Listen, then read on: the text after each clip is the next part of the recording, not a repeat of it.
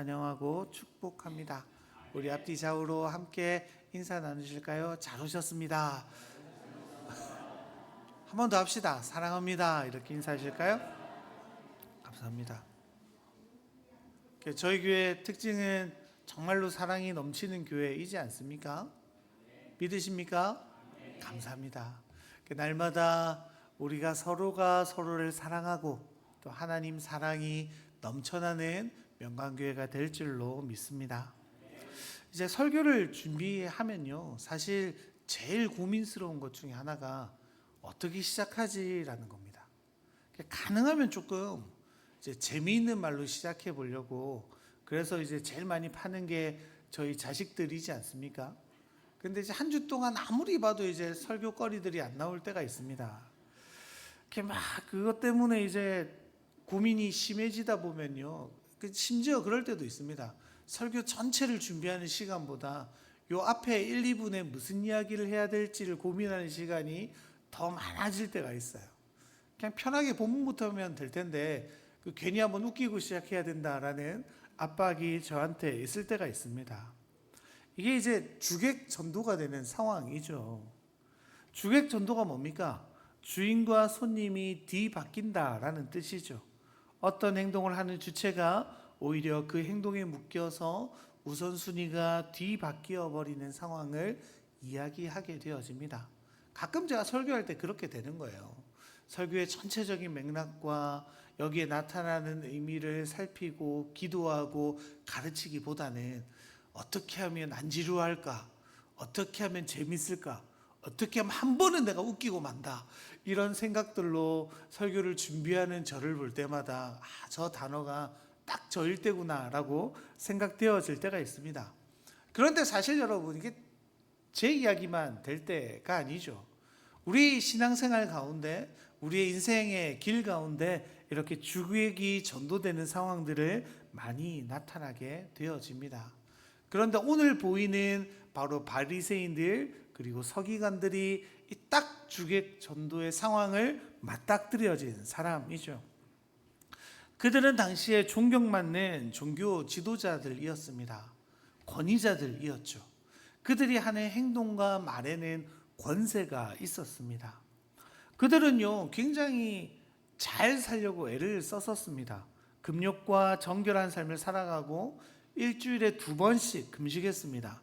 온전한 예물을 하나님께 드리고요, 많은 기도문을 자주 꾸준히 읽으며 하나님 앞에 정해진 기도문으로 기도하는 그들이었습니다. 그런 그들을 향해 주님은요, 오늘 본문에서 칭찬하시는 게 아니라 그들을 책망하고 계시는 본문이 오늘의 본문이죠. 잘 살아 보이는 사람 아닙니까? 여기 일주일에 2번씩 금식하는 분 계십니까? 아무도 안 계시네요. 금욕과 정결한 삶을 살아가는 게 얼마나 힘든지 우리 잘 알죠. 온전한 예물을 주님 앞에 드리는 일도 힘든 일입니다.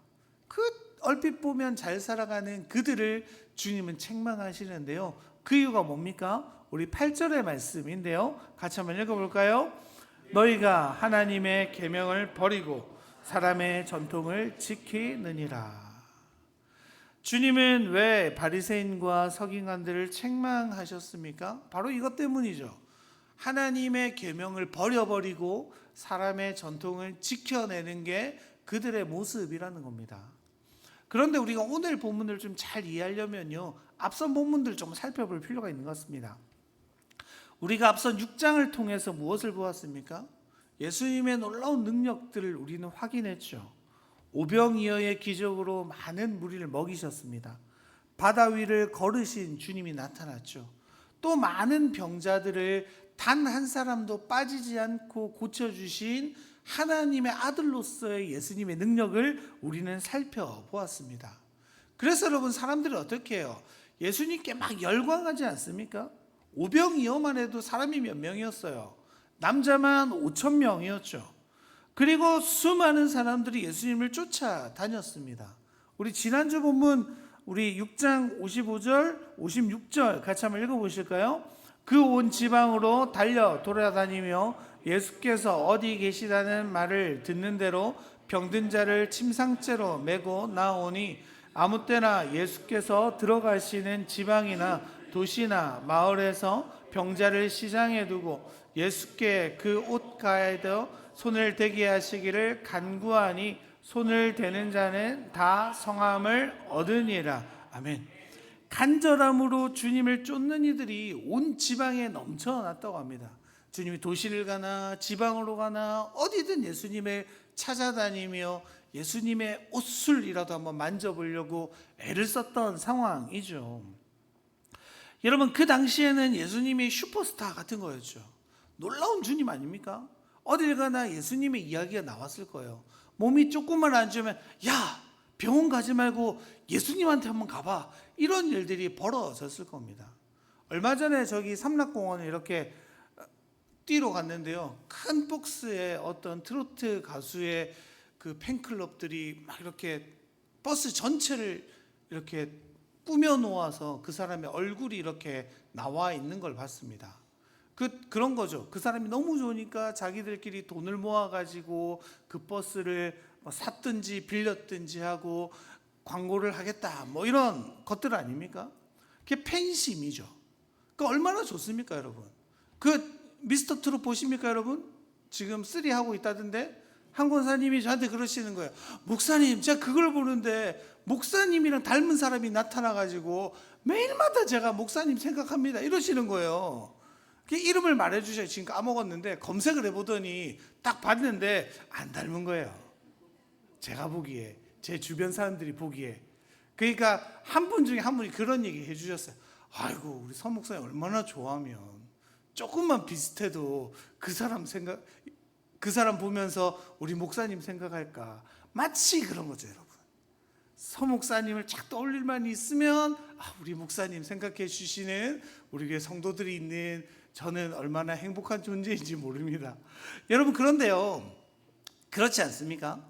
지금 주님이 가시는 곳마다 놀라운 역사가 나타나요.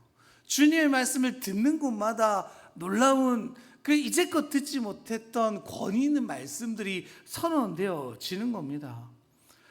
어릴 때 보면 소독차 오면 막 쫓아가잖아요. 물론 막 재밌어서 쫓아갔지만 제 기억에 어머니 아버지가 가시면서 그랬어요.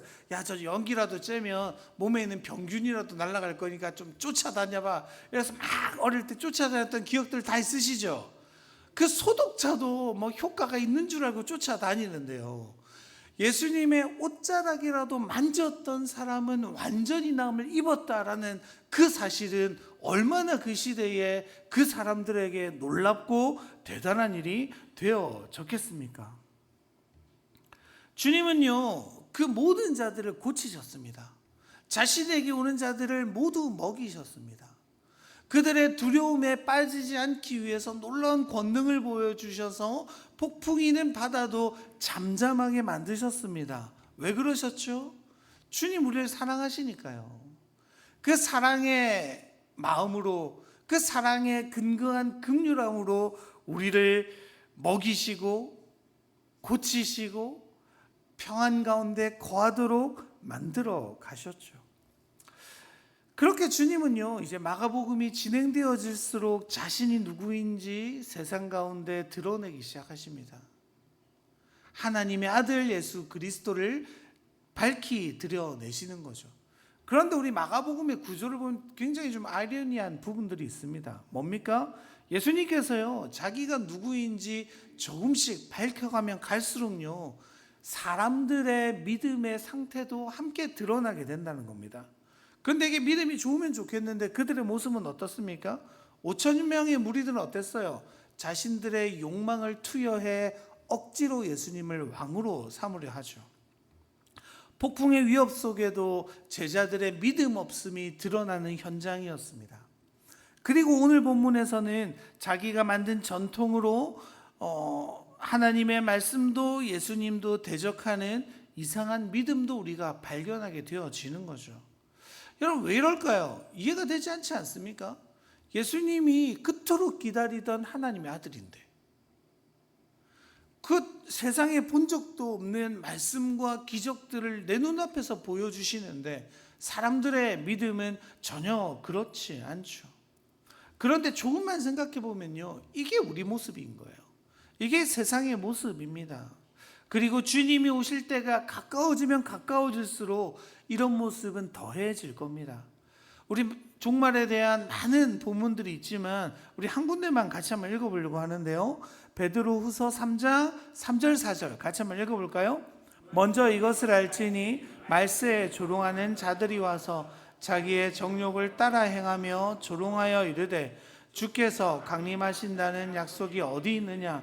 조상들이 잔 후로부터 만물이 처음 창조될 때와 같이 그냥 있다 하니. 아멘. 주님이 오시는 그 말세가 되면 어떻다고요? 조롱하는 자들이 넘쳐난대요. 자기의 정욕을 따라 행하며 주님이 땅에 안 와라고 우리를 교묘하게 속여 간다는 거죠. 근데 문제가 뭡니까? 우리도 이 말에 동화되기 시작합니다. 주님 언제 오십니까, 여러분?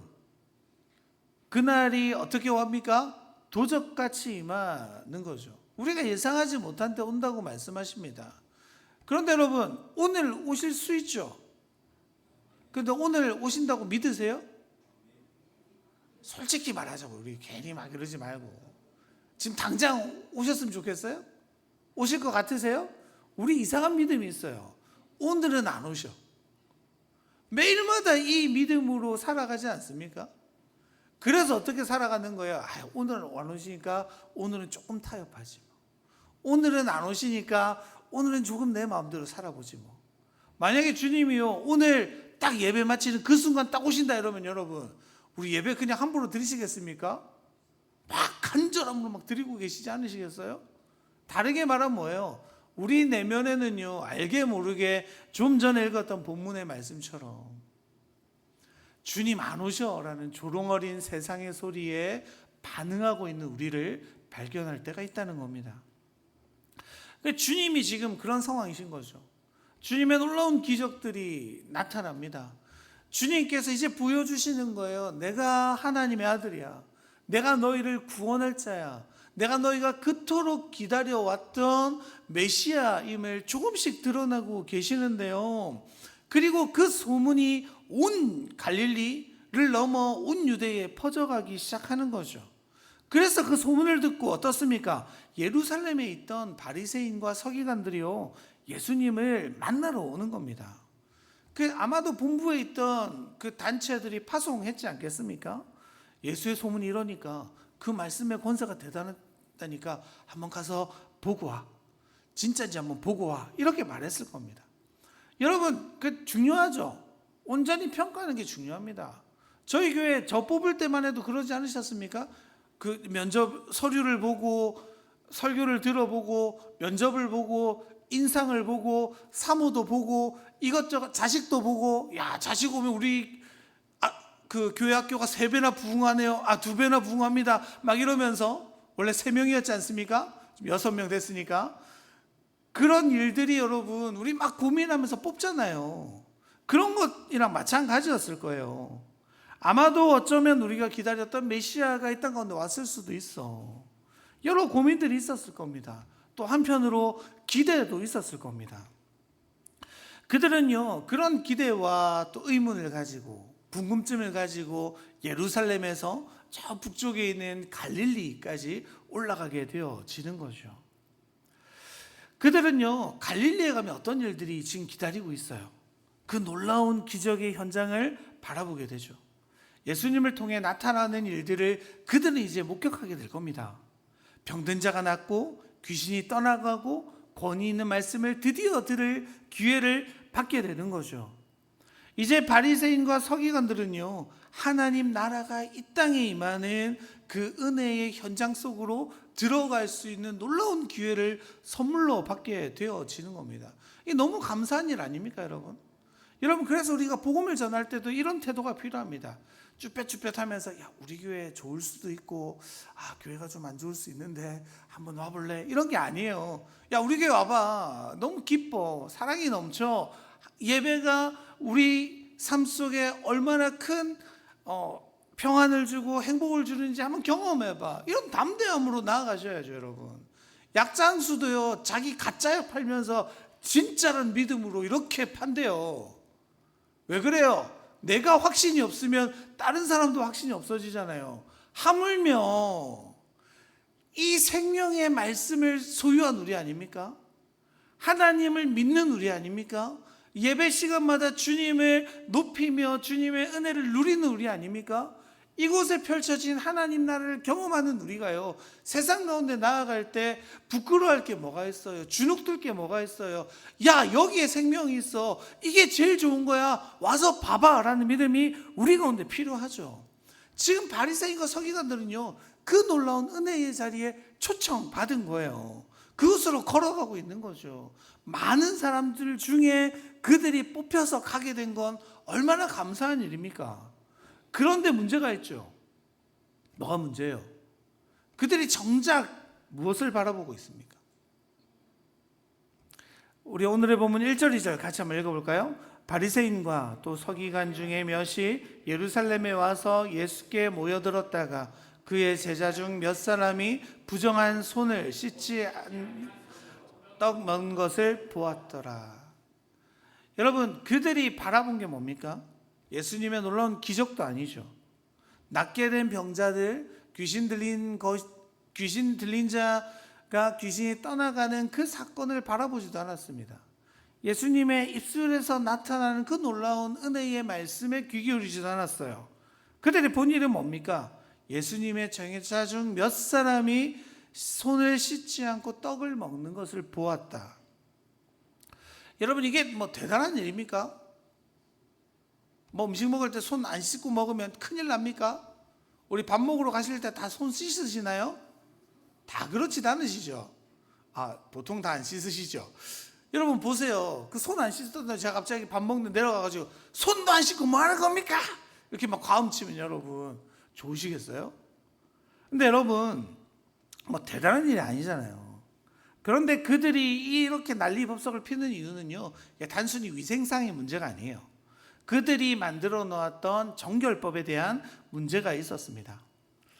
그 이제 우리 본문에 나오지만 이제 시장에 나가면 원하지 않아도 이방인들과의 접촉이 있을 수 있죠. 그 이방인들은 어떤 존재입니까? 부정한 음식을 먹고 만지는 존재인 거예요. 그리고 자기도 부지 중에 부정한 것을 만질 수도 있었습니다. 그러니까 그들은요, 알게 모르게 내가 부정한 것에 손을 댔을까 봐 집에 돌아와 손을 씻음으로 자신을 정결하게 하는 의식을 만들어냈습니다. 그러니까 이건요, 율법을 자기들 나름대로 좀 더 강화해가지고 거룩함을, 정결함을 유지하기 위해서 만들어낸 제도입니다. 그래서 우리 아까 읽었던 5절에 보면요, 어찌하여 당신의 제자들은 장로들의 전통을 준행하지 아니하고 부정한 손으로 떡을 먹나이까? 라고 이야기하죠.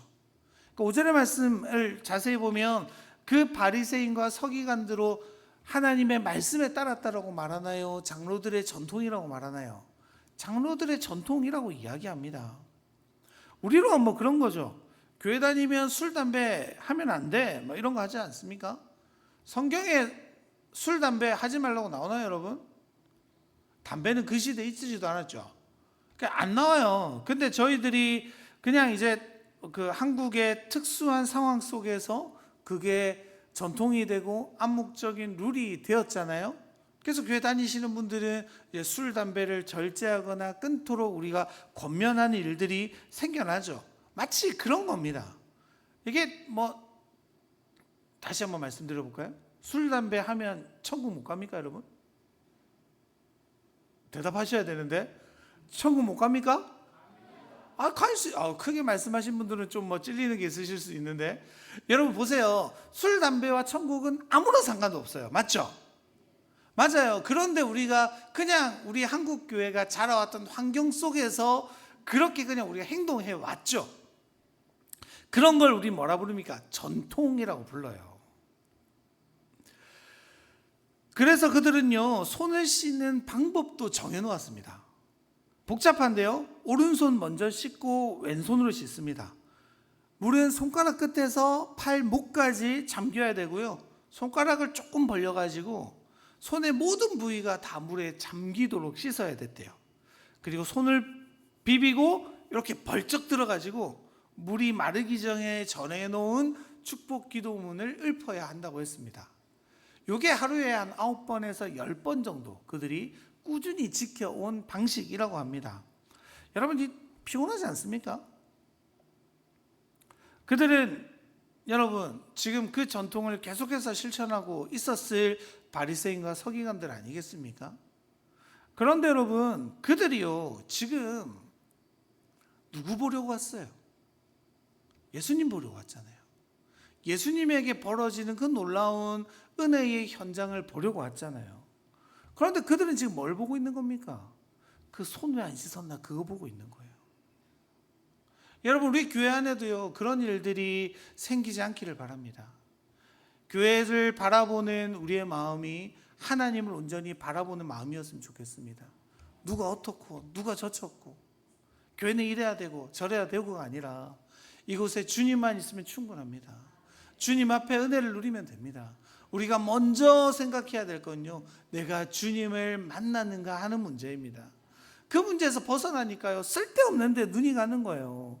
시선을 다른 데 두니까 어떻게 되는 거예요? 문제만 보는 거예요. 내 뜻과 맞지 않는 것만 보는 겁니다. 불평거리만 보는 거예요. 그래서 뭡니까? 심지어 손 씻는 것 성경에 나옵니까? 안 나와요. 그런데 그것으로 지금 시비를 걸고 있는 그들의 모습이죠. 그런데 여러분, 한번 질문해 볼까요? 하나님 입장에서요 손 씻는 거 중요시 여길까요? 왼손 먼저 씻고 오른손 씻으면 야단치실까요? 손 씻고 물 이렇게 털어낸다고 야단치실까요? 그러지 않으실 거예요. 주님은요 그런 거에 관심이 없으셨을 겁니다. 주님은 그들이 그냥 정결하게 살아가기를 원하셨지 그 방법까지 우리에게 요구하신 분이 아니죠. 그런데 그들은 왜 그렇게까지 했겠습니까? 왜 그런 전통을 만들어 놓았겠어요? 이게 사실요 레위기 5장 3절의 말씀을 근거로 만들어 놓았습니다. 이렇게 적혀 있는데요, 만일 부지 중에 어떤 사람의 부정에 닿았는데 그 사람의 부정이 어떠한 부정이든지 그것을 깨달을 때에는 허물이 있을 것이요. 아까도 제가 말씀드렸지만 시장에 나가거나 사람이 붐비는 곳에 가면 내가 의도치 않게 닿을 수 있었어요. 그럼 부정해지니까 자기들 나름대로의 정결 의식법을 만들어낸 겁니다. 율법을 이렇게 해서라도 우리가 깨끗하고 거룩해지고 하나님 백성답게 살아가자라는 마음으로 이걸 만들었을 거예요. 그런데 여러분, 지금 바리새인과 서기관의 태도는 어떻습니까? 예수 잘 믿자고 만들어 놓은, 하나님을 잘 섬기겠다고 만들어 놓은 도구가 오히려 사람들을 정죄하고 비난하고 비판하는 도구로 전락되어져 버렸죠. 좀 전에 여러분 5절에서 어떤 손으로 제자들이 먹었다고 지적했습니까? 부정한 손이죠. 부정한 손. 그런데 이 부정한 손이란 단어는요 코이노스라고 말합니다. 뜻이 뭐냐면요, 부정하다는 뜻도 있지만 더 원형적인 뜻은요 일반적이다, 보통이다, 통용하다 이런 뜻이에요. 초대 교회 보면 서로 물건을 통용하다 하잖아요. 이게 코이노스란 단어입니다. 그러니까 여러분, 코이노스는 실상은 어떤 단어예요? 일반적이다, 보통이다, 일상적이다라는 뜻인 거예요. 여러분, 일반적인 게 안 좋은 겁니까? 아니죠. 대답을 못 하시네요. 보통의 것은 잘못된 겁니까? 아니잖아요. 그런데 그들은 뭐라고 합니까? 이 일반적인 것을 부정하다라고 규정하는 거죠. 왜 그들은 그렇게 말했겠습니까? 그들의 이름의 뜻에 보면요 그 이유를 조금 유추할 수 있습니다. 바리새라는 이름 자체는요 구별된 자라는 뜻이에요. 그러니까 그들은 자신이 완전하다고 여기는 삶의 방식을 따랐습니다. 왜냐하면 자기들은 구별된 자거든요. 자기네 방식이 그 무엇보다 바르고 옳다고 여겨왔습니다. 그래서 바리새법이라고 불리는 그들만의 법을 세우고 하나님의 말씀에서 어떤 것들은 빼버리고 어떤 것들은 넣어서 자신들의 편의에 따라 해석해왔던 것들이 이 바리새인들의 모습입니다. 그러니까 여러분, 바리새인들과 서기관이 가지고 있는 기본적인 마인드는 뭐예요? 나는 특별한 사람이야. 나는 구별된 사람이야. 난 조금 따로 떨어져 있는 사람이야 라는 거죠. 특별한 위치에 있는 자기들이 만들어 놓은 인간적인 전통이 일반적인 방식과 다르기 때문에 자기 스스로 정결하다고 믿고 행동하고 그 사람들을 가르쳐 온 거죠. 그러니까 그들에게 있어서 어떻게 씻고 어떻게 닦고 어떤 그릇을 어떻게 하는 일들이 그들에게 있어서는 중요한 일이 되어져 버리는 거예요. 왜냐하면 자신들은 특별한 위치에 있기 때문이죠. 어쩌면 그들 입장에서는 이게 당연할지도 모릅니다. 오랫동안 그렇게 특별한 위치에서 특별한 행동으로 자신들의 정결함을 드러냈기 때문이죠. 그런데 여러분, 정말 그렇습니까? 그들이 하는 닦는 행위, 씻는 행위들이 그들을 거룩하게 만들어 됩니까? 정작 지금 성경에서 보면 정말로 깨끗해지고 정말로 정결해진 사람은 누구입니까? 병을 앓고 귀신 들린 자들이 어떻게 함으로 깨끗함을 입었어요? 예수님이 옷자락을 만져서잖아요. 예수님의 그들의 몸에 손을 대어 주시니 그들이 나음을 입고 깨끗함을 입게 되어지는 거잖아요. 그게 중요한 거죠. 그게 사실은 정결해지는 유일한 방법이었죠. 그런데 그들은 어떻습니까? 그것들을 바라보지 못하는 거예요. 자기들의 전통에 눈이 멀어버려서 예수님을 바라보는 것이 아니라 자기의 전통이 어그러지는 것을 견딜 수 없어 하는 그들의 모습입니다. 그런데 이런 모습이 우리에게도 있죠. 우리가 세운 전통들에 벗어나지 못하는 우리일 때가 있습니다. 제가 좀 전에 말씀드렸지만 교회에서 술, 담배 하면 마치 큰 죄를 지은 것처럼 막 책망하시는 분들 있으시잖아요. 또 오해하실까 봐 하라는 얘기 아닙니다. 그런데 여러분, 성경이 정작 말하는 죄악들은 뭐예요? 5계명 뭡니까? 부모를 공경하라. 다르게 말하면 뭐예요? 부모를 공경하지 않는 게 큰 죄래요. 7계명은요, 거짓말을 하는 것. 10계명은요, 내 이웃의 재물을 탐내는 것. 이것들이 10계명에서 말하는 아주 중대한 범죄의 요소들이죠. 그런데 지금 어떻습니까? 우리는 내가 세운 기준들, 내가 세운 잣대들, 내가 가지고 온 이때까지 신앙의 모습들로 사람들을 평가합니다. 교회를 운영하는 방식도 내가 다르다고 해서, 내가 원하는 방식이 아니라고 해서 막 뭐라고 하는 우리들이 있지 않습니까? 여러분, 성경에서 벗어나지 않으면요, 조금 봐주셔도 돼요. 그렇다고 막 고주망태로 겨우지 마시고요. 나의 알미요, 내 방식이요, 내가 살아온 그 고집스러운 신앙의 모습들이 하나님께 가까이 나아가는데, 또 내 이웃이 하나님을 바라보는데 방해가 될 때가 사실은 많이 있습니다. 지금 바리새인들과 서기관들의 모습이 뭐예요? 자신을 특별하고 구별된 존재로 여기게 만들므로써 그 바리새인, 서기관이란 이름 자체가 권위를 부여한다고 사람들에게 착각하게 만드는 거죠. 그래서 자신들의 삶이 마치 하나님의 뜻이냐 그들에게 가르쳐오는 그들의 모습이 나타나는 겁니다. 여러분, 올해부터 좀 저한테 예배 시간에 일어나는 변화를 혹시 눈치채셨습니까? 뭐가 제일 많이 바뀌었습니까? 여러분, 저한테 가운을 벗었잖아요. 가운을. 장로님들 가운을 벗고 기도하고 계시지 않습니까? 그 왜 그런지 아십니까? 좀 가운 좀 부담스러운 면도 있고 좀 빨기도 힘들고 이런 것도 있는데요. 사실 이제 그런 두려움이, 걱정이 있었습니다. 이 가운을 입는 것이 여러분들에게 잘못된 권위의식을 심겨주는 것에 대한 불안함이 있었어요. 그 복장을 갖추고 거룩해 보이는 옷을 입고 말하는 것이 그것 자체로 권위가 되어질까 봐 싶은 고민들이 있었습니다. 우리 안 그래도 그렇지 않습니까? 목회자는 좀 더 특별한 위치에 있는 사람이라고 우리 생각하잖아요. 그런데 옷까지 막 그렇게 입고 내가 목사네, 내가 하나님의 말씀을 전하는 자네라는 그 잘못된 권위의식이 우리 안에 임할까 봐 두려운 마음들이 생겨서 자녀들이 동의해 주시고 해서 벗고 나아가는 겁니다. 여러분, 그런데 바리새인과 서기관들은 뭡니까? 그것들을 여전히 즐겨하는 그들이죠. 그런 전통을 지켜가는 것이 자기들을 더욱 특별하고 구별된 존재로 만든다라고 여겨오는 거죠. 심지어 하나님의 말씀과 위배되는 것들이 있음에도 그들은 그것을 포기하지 않게 되어지는 겁니다. 그래서 주님께서요, 그들의 잘못된 예를 하나 꼭 집어서 말씀하지 않으십니까? 우리 11절 같이 한번 읽어볼까요? 너희는 이르되 사람이 아버지에게나 어머니에게나 말하기를 내가 드려 유익하게 할 것이 고르반 곧 하나님께 드림이 되었다고 하기만 하면 그만이라 하고, 고르반이란 뜻은요, 하나님께 바치는 헌물이란 뜻입니다. 그런데 그 당시 사람들이 이걸 어떻게 썼냐면요, 내가 하나님께 드리기로 서원합니다 라고 말만 하면 이거는 아무에게도 사용하지 못하는 규칙이 정해져 있었습니다. 그러니까 뭐예요? 근데 내가 내 모든 재물을 하나님께 드리겠습니다라고 서원하기만 하면요, 이 재물은 딴 데 못 쓰는 거예요. 근데 실제로는 뭐냐면 성전에 드리지 않아도 돼요.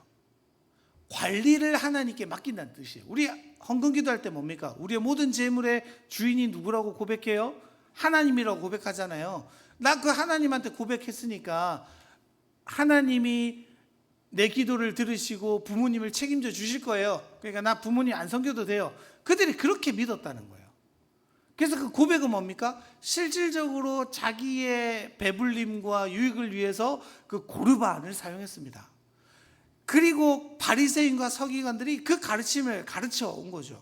그런데 더 충격적인 게 뭐냐면 여러분, 고르반으로 서원하면요, 번복이 안 되는 거예요. 부모님한테 주기 싫어가지고 하나님께 바쳤어요. 그러니까 부모님 섬길 돈이 없어요. 근데 나중에 마음이 돌이켜지잖아요. 부모를 섬겨야 되겠는데 이게 하나님 말씀인데 취소가 안 된다는 거예요. 그렇게 바리새인들이 가르쳐 왔습니다. 하나님은 뭐라고 말씀하세요? 내 부모를 공경하라. 심지어 내 부모를 모욕하는 자는 죽임을 당하리라 라고 말씀하셨는데 그들은 뭐예요? 하나님 핑계를 대면서 하나님을 불순종하게 만들고 내 부모를 공경하는 의무도 저버리게 만드는 이상한 일들을 만들어 가는 거죠. 우리가 교회를 섬기면서도 그렇습니다. 신앙생활을 하면서 이런 위험에 빠져들지 않으십니까? 내가 믿는 바, 내가 생각하는 바가 하나님의 말씀과 하나님의 마음과 하나님의 뜻에 위배된다고 해도 하나님 틀렸어요. 하나님 아니에요. 하나님 그렇게 하시면 안 되죠. 요즘 그런 목사님들 가끔 뉴스에서 많이 보시지 않으십니까? 하나님 내 말 안 들으면 죽어 이렇게 말하는 목사들 우리가 바라보시잖아요. 그런데 속으시면 안 돼요, 여러분. 그런 목사의 말씀을 듣지도 마세요, 여러분. 그건 아니에요. 그런데 여러분, 그들이 그런 자신들의 오름에 심취되어 어디까지 가는 거예요? 예수님의 십자가에 못 박는 데까지 가는 거죠. 그런데 우리도 그렇죠. 우리 안에 얼마나 예수님을 자주 죽여갑니까? 내 안에 예수님의 말씀이 아니라 내 고집, 내 상황, 내 뜻대로 살아가려고 우리는 얼마나 애쓰고 있습니까? 여러분, 우리 한번 생각해 볼까요? 신앙의 전통이라는 것을 왜 만들어냅니까? 믿음을 굳건히 하고 좀 더 바르게 믿어보자는 시작이었을 겁니다.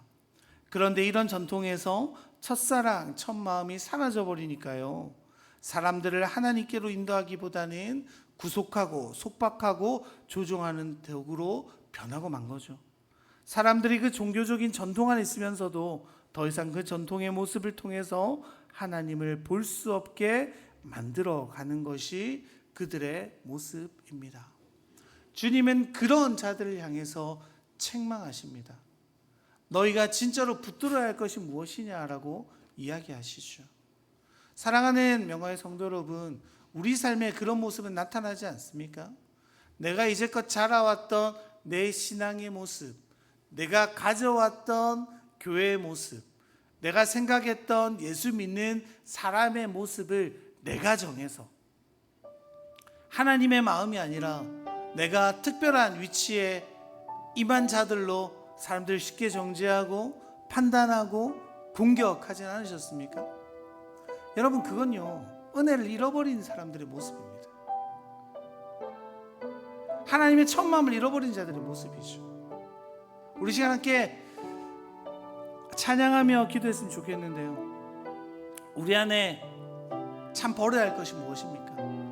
내 안에 하나님이 아닌 다른 것들을 의지함이 있지는 않습니까? 우리 그러한 마음을 올려드리며 우리 함께 찬양하며 기도의 자리로 나가겠습니다.